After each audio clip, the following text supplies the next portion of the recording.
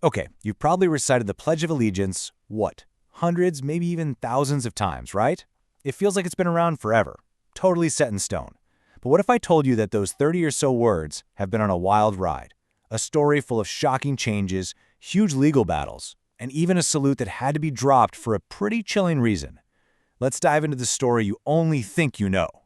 Yup, that's the one. We all know it. We hear it in schools, at ball games, you name it. It's this familiar rhythm of American life.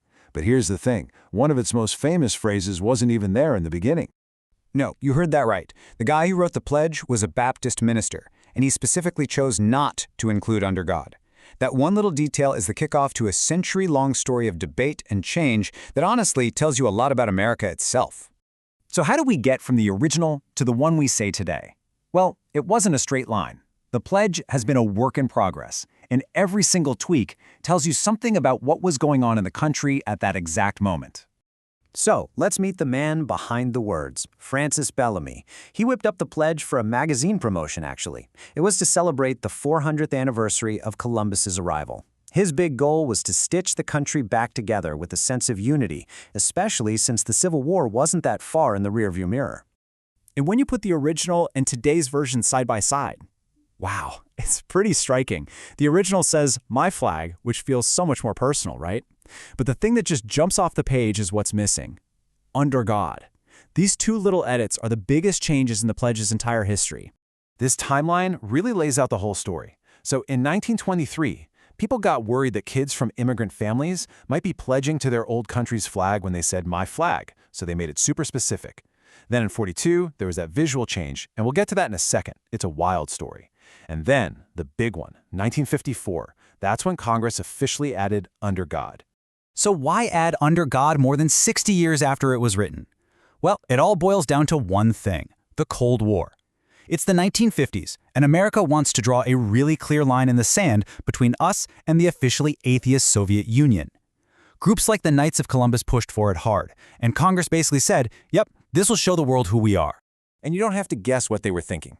Just listen to what President Eisenhower said when he signed it into law. He made it crystal clear. This was a public declaration, a way to show that the nation's faith was a powerful resource in the fight against communism. So the words changed, but that's not even the whole story. The way people physically recited the pledge went through a massive change for a reason that honestly is pretty shocking. So picture this. For 50 years, this is how millions of American kids started their school day. They'd extend their right arm straight out, palm up, toward the flag. That was the original Bellamy salute.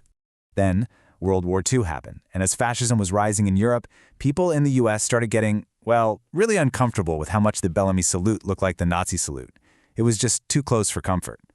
So in 1942, Congress officially changed it to the hand over heart gesture we all do today. It's just a crazy example of how a global war reached right into American classrooms. Okay, so the text changed and the gesture changed. But the pledge was also about to become the center of a huge legal fight over one of America's biggest questions. Can you be forced to be patriotic? So in 1940, a case comes before the Supreme Court involving Jehovah's Witnesses who objected to saluting the flag on religious grounds. And the court's ruling? They said schools can force students to say the pledge because national unity was just that important. But then, get this, just 3 years later, the court did a complete 180. A total reversal. With America in the middle of a war against totalitarian regimes, the justices basically said, wait a minute, forcing people to say things they don't believe, that's what the other side does. They decided that true patriotism has to be voluntary. And Justice Robert Jackson wrote this absolutely incredible line in the court's opinion. It's become a cornerstone of free speech law.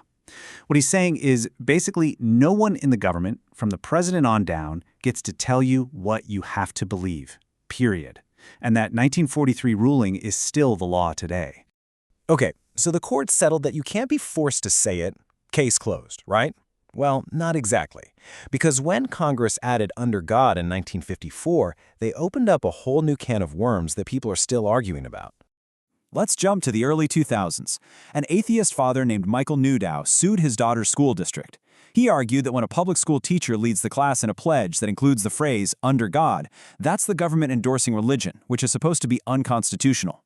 The case went all the way to the Supreme Court. Everyone was waiting for the big final answer. And they dodged it. Seriously, they threw the case out on a technicality, saying Newdow didn't have the legal right to sue. So the main question, is under God actually constitutional, is still technically unanswered by the highest court. And here's why this debate is so intense. While the legal question is tricky, public opinion is not. I mean, look at this. A Newsweek poll showed a massive 87% of Americans wanted to keep under God in the pledge. That's not a split decision, that's a landslide. So, how is the phrase defended in court? Lawyers use a pretty clever argument called ceremonial deism. The idea is basically that through sheer repetition, phrases like under God or in God we trust have kind of lost their religious punch. They've become more of a patriotic tradition than an actual prayer, a nod to history, not a government-led church service. Which brings us right back to where we started. The pledge was created to unite a nation. But its history, from immigration to world wars to the Cold War to today's legal battles, shows that it's also been a lightning rod for our biggest disagreements. So the question for all of us now is, what does this oath really mean today? Is it a symbol of the unity it was meant to create, or has it just become a mirror, reflecting the divisions that are still here?